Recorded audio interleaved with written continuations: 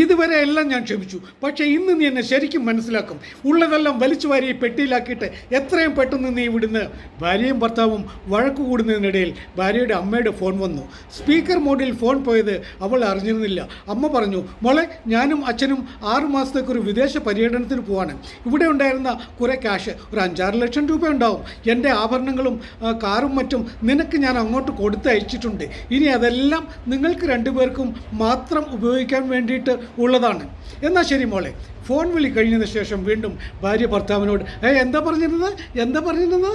എത്രയും വേഗം എല്ലാം പെട്ടിക്കുള്ളിൽ വാരി വലിച്ചിട്ടിട്ട് എത്രയും പെട്ടെന്ന് ഇവിടുന്ന് മുഴുവൻ പറ വേഗം.